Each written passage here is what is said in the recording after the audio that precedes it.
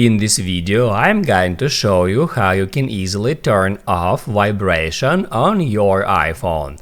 Be sure to watch the video to the very end so you don't make any mistakes, and of course do not forget to like this video and subscribe to my channel. So let's begin, and first off, open up Settings.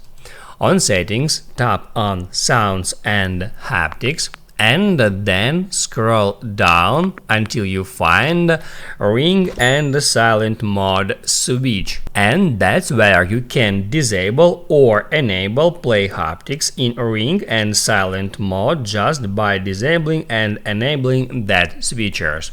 These settings relate to vibration during a call or, for example, a text message. But if you want to disable also system haptics, you should turn this feature off, which is called system haptics.